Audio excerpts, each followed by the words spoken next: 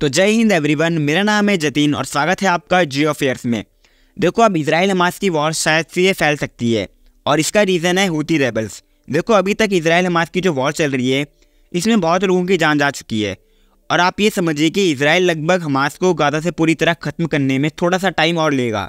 लेकिन देखो, अब नया चैलेंज खड़ा है इजराइल के सामने, क्योंकि हमास के बाद इजराइल को परेशानी दे रहा है हिज़बुल्लाह और हूती रेबल्स। अब जो हूती रेबल्स है इसकी जो प्रेजेंस है ये यमन में है, लेकिन इन हूती रेबल्स ने इजराइल के ऊपर प्रेशर बिल्ड करने के लिए कार्गो शिप्स को हाईजैक करना स्टार्ट कर दिया है।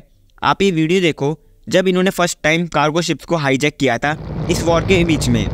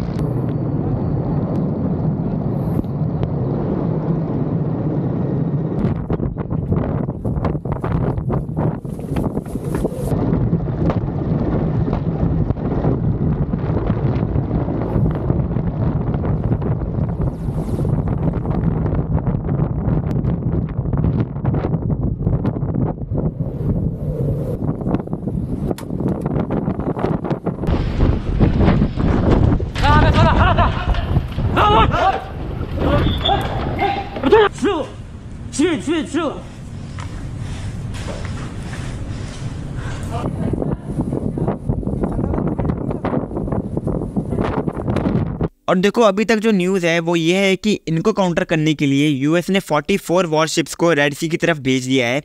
इसमें ऑफकोर्स सारी वॉरशिप्स इनकी नहीं है। इस ऑपरेशन में इसका साथ दे रहे हैं Canada, UK, Bahrain, France, Italy, Norway और भी कई देश इसमें यूएस का साथ दे रहे हैं। और यूएस ने चाइना को भी कहा था इस ऑपरेशन में ज्वाइन होने के लिए, लेकिन अभी तक चाइना का कोई रिस्पॉन्स नहीं आया है।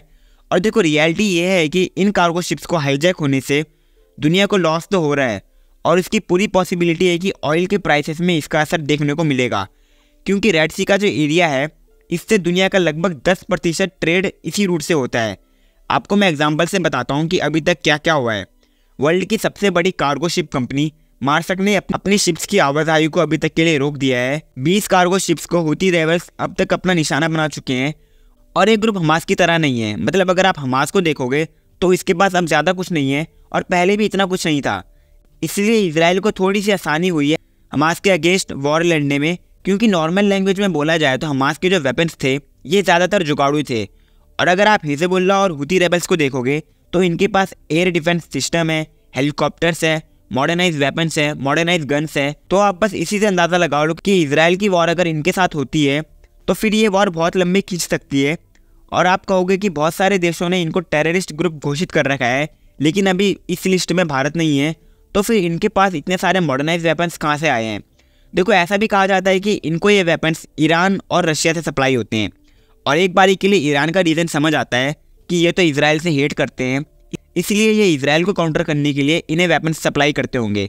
लेकिन रशिया इन्हें वेपन्स क्यों देता है? देखो, ऐसा इसलिए कहा जाता है क्योंकि यूएस जितना हमास की वॉर में उलझेगा उतना ही यूक्रेन से इनका ध्यान हटेगा। और देखो, ये वॉर इसलिए भी फैल सकती है क्योंकि यूएस जितने देशों के साथ ये ऑपरेशन कंडक्ट कर रहा है, जिसका नाम इन्होंने ऑपरेशन प्रॉस्पेरिटी गार्डियन रखा है, तो अगर किसी भी देश की वॉरशिप में ह्यूमन कैजुअलिटी होती है तो देखो, बाकी देश हो सकते हैं कि यमन के ऊपर डायरेक्ट अटैक कर दें। और ये हम सब जानते हैं कि आज की दुनिया में कुछ भी इम्पॉसिबल नहीं है जो आज के टाइम पर हम देख पा रहे हैं।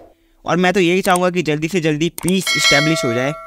तो आपका क्या ओपिनियन है इस टॉपिक को लेकर? कमेंट बॉक्स में अपना ओपिनियन ज़रूर दीजिएगा। और अगर आपने चैनल को सब्सक्राइब नहीं किया है तो चैनल को सब्सक्राइब कर देना और वीडियो को लाइक कर देना। तब तक के लिए जय हिंद, जय भारत।